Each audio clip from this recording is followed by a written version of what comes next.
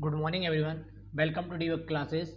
डीवर्क classes की दैनिक समसामयिक की करंट अफेयर की श्रृंखला में आपका एक बार फिर से स्वागत है। चलो आइए, तो जो हमारी दैनिक समसामयिकी है उसकी शुरुआत करते हैं। तो पहला प्रश्न क्या कहता है कि हाल ही में कहाँ पर उत्तर भारत का पहला hyper scale data centre hyper scale data centre का उद्घाटन या लोकार्पण आपका किया गया। उसका नाम क्या है? योटा डी1 है, जिसे हाइपर स्केल डेटा सेंटर के नाम से जाना जा रहा है। ये आपका किया गया है कहाँ पर? ग्रेटर नोएडा ग्रेटर नोएडा ने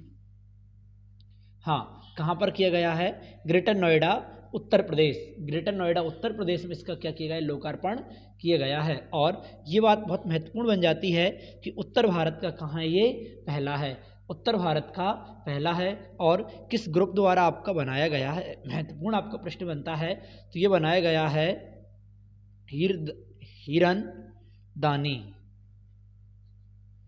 अंदानी ग्रुप द्वारा ये आपका डेवलप किया गया, बनाया गया। उत्तर भारत का निकल कर आता है कि उत्तर भारत का ये पहला है, इसलिए थोड़ा क्या बनता है? महत्वपूर्ण बन जाता है, उत्तर भारत का पहला हो जाता है। और अगर हम बात करें कि इसका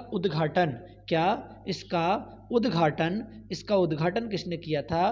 तो सीएम योगी जी ने किया था। जो उत्तर प्रदेश के कौन है? मुख्यमंत्री हैं। उत्तर प्रदेश के मुख्यमंत्री सीएम योगी जी ने इनका क्या किया था? आपका किया था। और अब उत्तर प्रदेश से थोड़ी चर्चा करते हैं। अब कैसी? कि जनरल बिपिन रावत चर्चा में क्या आएगा? जनरल बिपिन रावत सैनिक स्कूल। जनरल बिपिन रावत उत्तर प्रदेश में सैनिक स्कूल कहाँ हैं? तो ये निकल कर आता मैनपुरी उत्तर प्रदेश आ जाता है। और अगर उत्तर प्रदेश की हम बात करें तो संत कबीर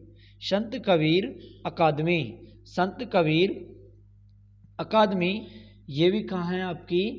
ये आपकी है मगहर उत्तर प्रदेश।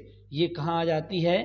तो ये आ जाती है आपकी मगहर उत्तर प्रदेश। वैसे ही हम बात करें मेजर ध्यानचंद्र, कौन सी? मेजर ध्यानचंद्र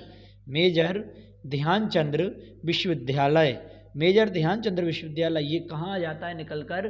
तो मेजर ध्यानचंद्र विश्वविद्यालय आ जाता है आपका मेरठ उत्तर प्रदेश। ये कहाँ आ जाता है? मेरठ उत्तर प्रदेश। और भारत का ऐसा कौन सा राज्य है जिसकी सीमा सबसे अधिक लगती है? तो किसकी लगती है? उत्तर प्रदेश की सबसे अधिक राज्यों से सीमा आपकी लगती है। क्लियर है ना? और कितने राज्यों से लगती है? 8 राज्य प्लस 1 आपका केंद्र शासित प्रदेश से इसकी सीमा लगती है। इसलिए ये क्या बन जाता है? आपका महत्वपूर्ण बन जाता है।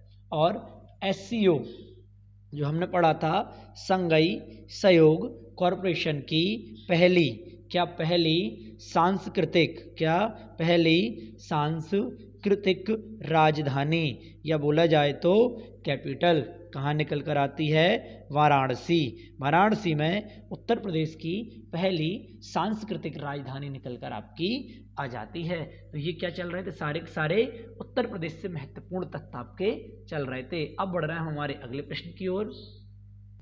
यह है आपका अगला प्रश्न कि भारत का पहला एक्वा पार्क किस राज्य में स्थापित किया गया? तो ये होगा आपका अरुणाचल प्रदेश में। क्या होगा? अरुणाचल प्रदेश में भारत का पहला एक्वा पार्क आपका स्थापित होगा। अगर हम बात करें एक्वा पार्क क्या है? ये फिश म्यूजियम। क्या है? फिश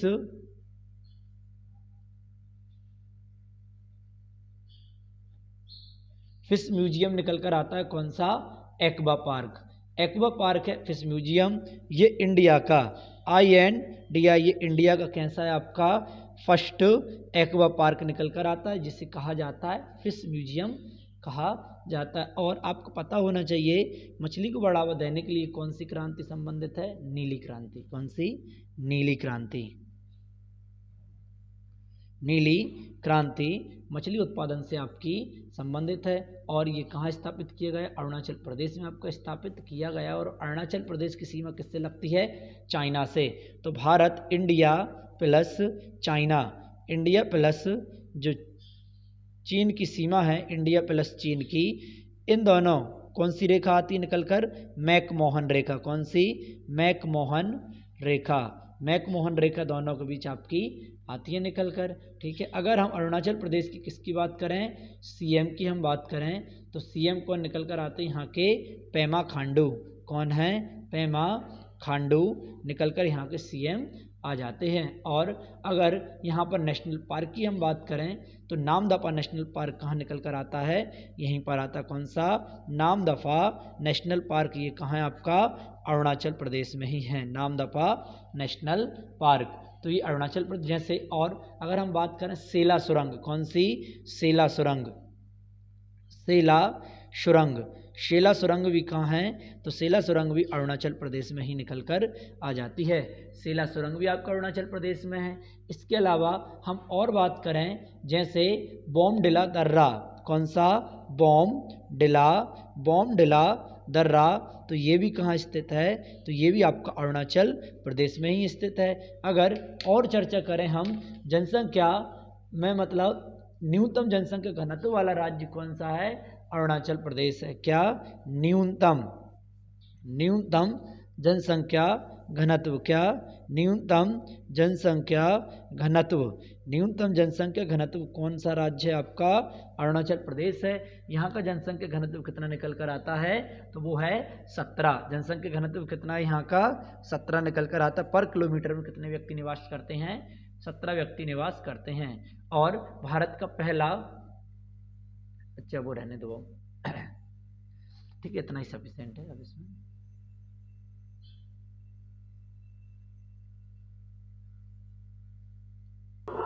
ये रहा अगला प्रश्न। क्या कहता है कि हाल ही में बीसीसीआई ने पुरुष और महिला क्रिकेटर दोनों के लिए समान मैच फीस का भुगतान करने की घोषणा की है। क्या किया है? कि समान मैच फीस का भुगतान करने की घोषणा की है। इसके तहत टेस्ट मैच के लिए कितनी फीस होगी, मतलब महिलाओं के लिए और पुरुष के लिए समान फीस देने की व्यवस्था उन्होंने की है। तो इसके लिए कितनी फीस होगी? तो 15 लाख रुपए क्या होगी? फीस होगी। कौन से मैच में देने की घोषणा की है उन्होंने? हाल ही में बीसीसीआई ने महिला क्रिकेटर दोनों के लिए समान मैच फीस देने का भुगतान किया। इसके तहत टेस्ट मैच की फीस आपकी कितनी होगी? किसकी बात चल रही है? टेस्ट की बात चल रही है। और किसने किया? आपका बीसीसीआई ने।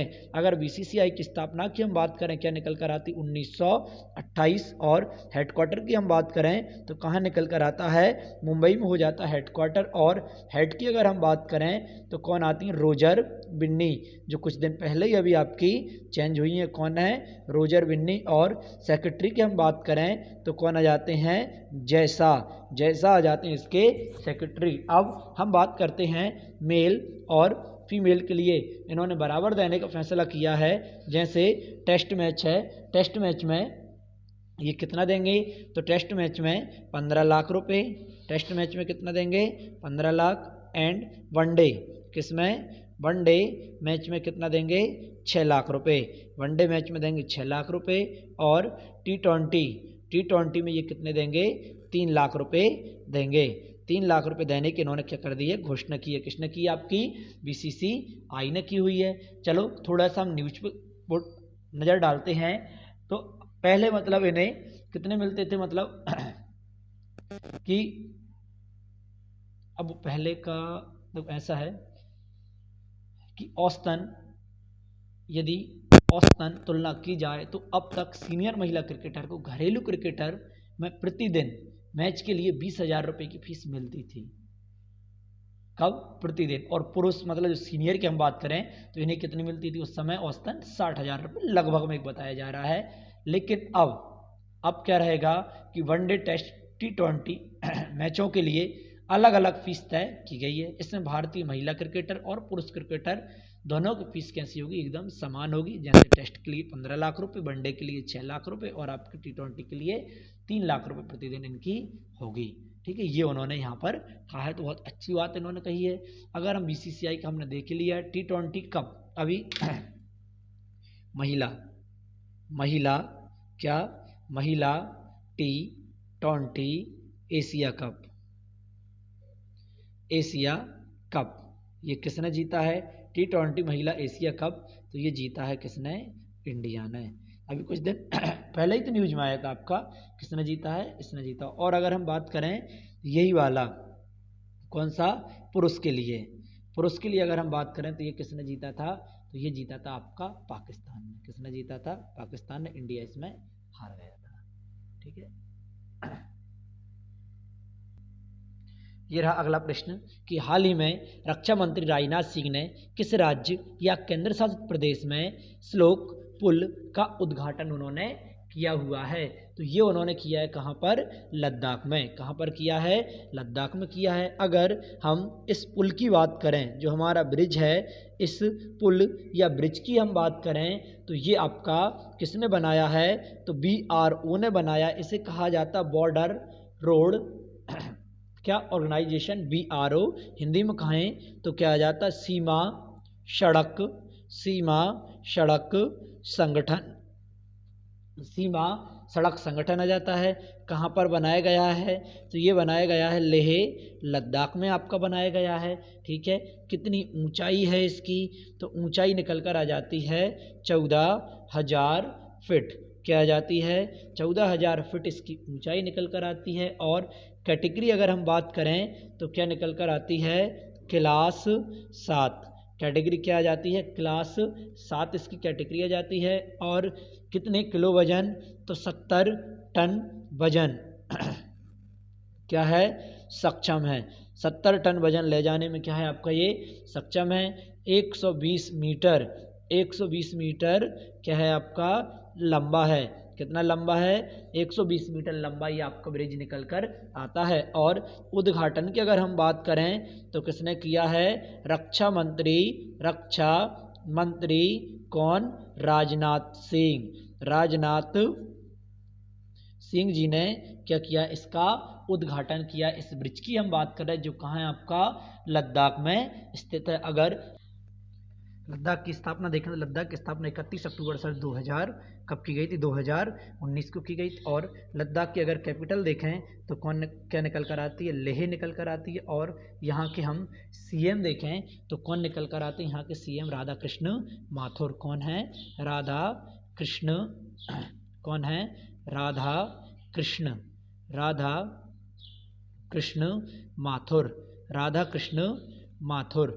कृष्ण माथुर निकल कर ये आते हैं। फिर ठीक है, अगले प्रश्न की ओर बढ़ते हैं अब हम। हाल ही में किस देश में पहली बार हैलोवीन त्यौहार आपका मनाया गया। क्या चर्चा चल रही है कि हाल ही में किस देश में पहली बार हैलोवीन आपका त्यौहार मनाया गया, तो ये मनाया गया आपका कहाँ पर, सऊदी अरब में पहली बार हैलोवीन त्यौहार मनाया गया। और ये कब मनाया गया, 31 अक्टूबर सन 2022। 31 अक्टूबर सन 2022 को हैलोवीन त्यौहार आपका ये मनाया गया है। और अगर हम बात, हैलोवीन त्यौहार आपका हो ही गया है, ये कहाँ मनाया गया आपका, सऊदी अरब में माना गया। ये त्यौहार कैसा हो, थोड़ा भूतिया टाइप का त्यौहार होता है, चुड़ैल भूतिया ऐसा इन लोगों का विरोध करना होता है। ईसाई धर्म से संबंधित होता है ये त्यौहार। किससे संबंधित होता है, ईसाई धर्म से संबंधित आपका होता है। ठीक है, और मतलब अजीब सा होता है ये, भूतिया टाइप का। ऐसा आपने कोई सा भी त्यौहार नहीं सुना होगा जिसमें भूत चुड़ैल, डरावनापन कह सकते हैं। कैसा, डरावना। अब डरावना कैसा, किसमें भूत बन के डराते हैं, चुड़ैल बन के डराते हैं। तो ऐसा क्या होता है, ये त्यौहार होता है जो आपका मुस्लिम, मतलब इनका विरोध करना, ईसाई धर्म से संबंधित आपका ये त्यौहार होता है। ठीक है, अगले प्रश्न की ओर बढ़ते हैं अब हम। ये रहा अगला प्रश्न। 1 से 3 नवंबर 2022 तक तीसरे राष्ट्रीय आदिवासी नृत्य महोत्सव कहाँ आयोजित आपका किया गया। तीसरा आदिवासी नृत्य महोत्सव कहाँ पर आयोजित आपका किया गया, तो ये किया गया आपका रायपुर में। कहाँ आयोजित किया गया है, तो ये रायपुर में आपका आयोजित किया गया है। कौन से नंबर का है, 3rd नंबर का आपका निकल कर आता है। और हम बात करें छत्तीसगढ़ में आपका, और एक कैपिटल किसकी निकल कर आती है, तो ये कैपिटल निकल कर आती है छत्तीसगढ़ की। यहाँ पर ये आपका शुरू किया गया है। 1 से 3 नवंबर तक आपका चलने वाला आदिवासी का महोत्सव है। ठीक है, और इसमें ज़्यादा कुछ है नहीं महत्वपूर्ण। त्यौहार हमने बहुत सारे पढ़े हुए हैं, तो उन त्यौहारों का आज हम कवर नहीं कर पा रहे हैं। ठीक है, समय की बाउंडेशन होने के कारण। ये रहा आपका अगला प्रश्न कि हाल ही में उपराष्ट्रपति जगदीप धनखड़ द्वारा किसे देश का पहला डॉक्टर राजेंद्र प्रसाद अवार्ड आपका दिया गया है? किसे देश का पहला डॉक्टर राजेंद्र प्रसाद अवार्ड आपका दिया गया है? तो ये निकल कर आते हैं आपके कौन? प्रोफेसर रमेश अरोड़ा। किसे दिया गया है? प्रोफेसर रमेश अरोड़ा को ये पुरस्कार आपका दिया गया है। अगर हम बात करें डॉक्टर राजेंद्र प्रसाद, क्या राजेंद्र प्रसाद पुरस्कार, इसकी शुरुआत कब की गई? सन 2022 में आपकी शुरुआत की गई और पहली बार ही, कौन सी बार? फर्स्ट बार किसे दिया गया? रमेश अरोड़ा के लिए दिया गया है। उपराष्ट्रपति की अगर हम बात करें, कौन से द्वारा, किसके द्वारा दिया गया है? उपराष्ट्रपति जगदीप धनखड़ के द्वारा ये दिया गया है।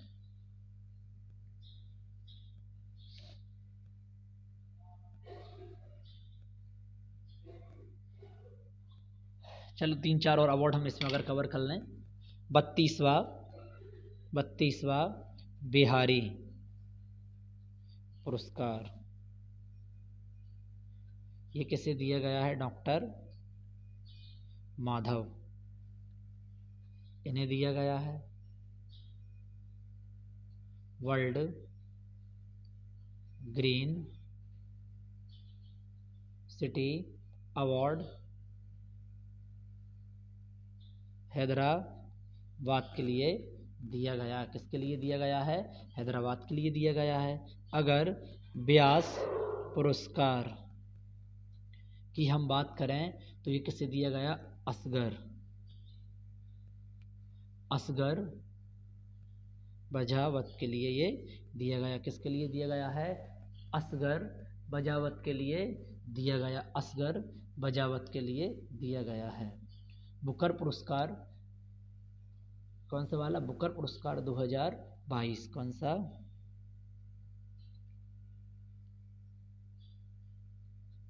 बुकर पुरस्कार 2022 ये किसे दिया गया है? श्री लंका को दिया गया है। और अंतर्राष्ट्रीय बुकर पुरस्कार ये किसे दिया गया? गीतांजलि श्री के लिए दिया गया। गीतांजलि श्री के लिए ये पुरस्कार दिया गया। किसके लिए दिया गया? गीतांजलि श्री के लिए पुरस्कार आपका दिया गया। ठीक है, आज के लिए बस इतना ही काफ़ी है। अब बढ़ रहे हैं हमारे क्वेश्चन ऑफ द डे की ओर। ठीक है, तो ये रहा स्क्रीन पर आपका क्वेश्चन ऑफ द डे। देखिए आप, लाइट चली गई है। ठीक है, क्वेश्चन ऑफ द डे हम नहीं देख पाएंगे अब।